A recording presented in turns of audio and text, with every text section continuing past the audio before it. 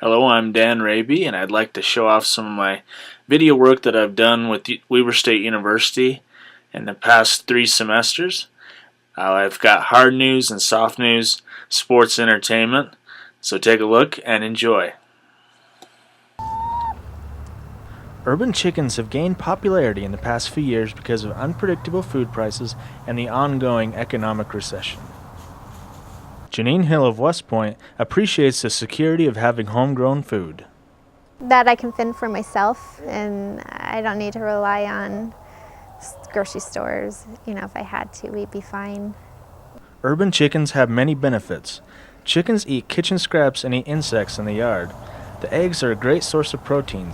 Most urban chicken farmers raise hens and rarely use them for meat. Chickens also require far less space than other livestock like cattle. Here we have the hen house right here, and we got the chickens right here. This holds about 6 chickens. As you can see, it really doesn't take up much of a yard here. It's pretty economical. However, there are some things to be aware of.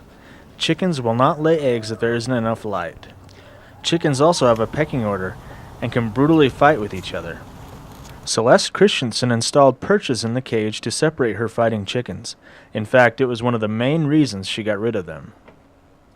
Well, ours unfortunately had that pecking order, and we went on, they have a chicken website, Backyard Chickens, and they said it happens a lot, and a lot of people just end up getting rid of all the chickens except their favorite one.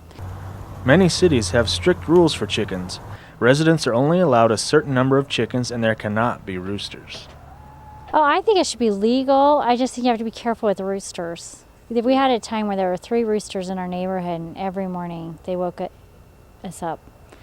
And everyone got rid of their roosters, and it's so nice. But both Celeste and Janine believe urban chickens should be legal. I think you should be able to, because if you take good care of your chickens and have a clean coop, and I don't see that there's a problem there. From West Point City, for Weber State News, I'm Dan Rabe.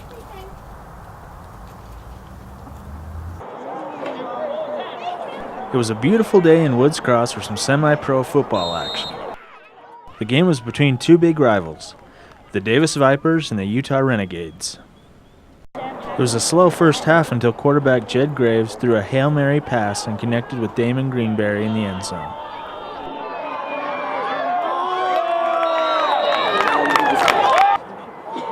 The Vipers quarterback Brandon Stacy answered back with this nice pass to Sheldon Pierce.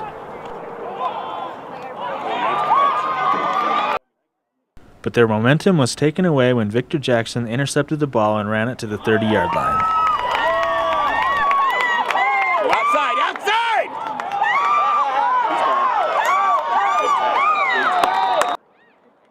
Then the Renegades get the field goal. The Vipers hoped to change things up in the third, but the Renegades' defense was ferocious. In the fourth, the Vipers tried to put some points on the board with this kick, but the ball was intercepted. On the very next play, Jed Graves of the Renegades connects in the end zone for the touchdown. The Vipers got back on defense and sacked the quarterback, but it was too little, too late. The Renegades win 22-0. For Weber State Sports, I'm Dan Rabe.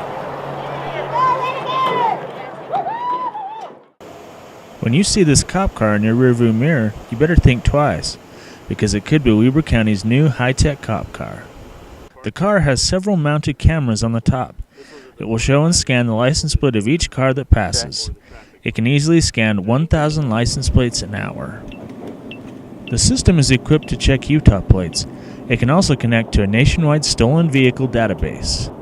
And when a stolen vehicle is found, this happens. Bad boys, what you gonna do? What you gonna do when they come for you? Stolen vehicle. This car isn't stolen, but it has the same license plate number as a stolen Nevada car. It's a Utah plate. This new technology has been a great tool for the police, but it has some limitations. Currently, the police car can only scan one side of the car at a time, so it wouldn't be able to see the license of this car, which doesn't have a license plate on the front. Another limitation is that the computer in the car doesn't always see the correct license number. But according to Detective Chad Allen, the system has already made a difference in a recent drug bust. And then the deputies made the stop, confirmed that it was, a canceled plate, worked it in and found the drugs inside the vehicle. For Weber State News, I'm Dan Rabe.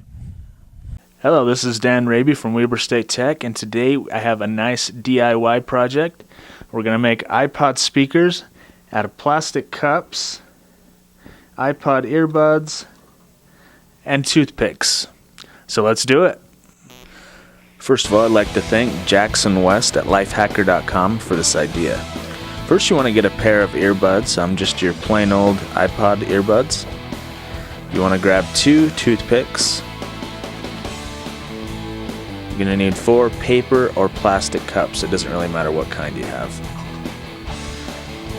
You want to have a knife, and you want to cut an X. That way you can fit the earbuds in. And you're going to slide in the earbuds and kind of make sure it's pointing straight out of the cone. And you're going to get the other cup, turn it around, and poke a hole in the bottom of the cup. And now poke a hole right there. Stick the toothpick in. That way it'll hold up your speaker cone or speaker cup. Okay, stick that on. Alright, now these speakers aren't very loud, but you can really show your geek cred. For Weber State Tech, I'm Dan Rabe.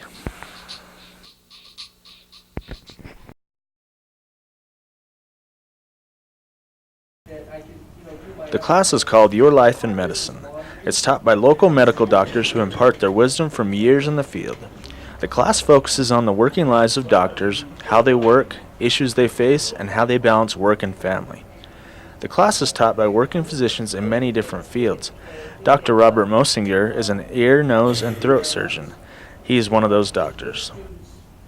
The one thing in medical school is, so much of at least the first 2 years is just hardcore science, and any exposure that you get to patients and to activities that doctors actually do, you just crave that. The students in the class come from many different majors. Most are planning on medical school. The class was created by Professor Barb Trask, who modeled the class after one offered at BYU. Trask designed the class with Dr. Mosinger and Dr. David Goff, who are local surgeons. And working with them, we designed what we think is a course that will provide some valuable insight to the pre-medical students here, or anybody actually who's interested in maybe becoming a physician. Mitch Cooney is a student in the class. Experience and personal information from the physicians. They've been able to talk about some different ethical concerns that they have personally.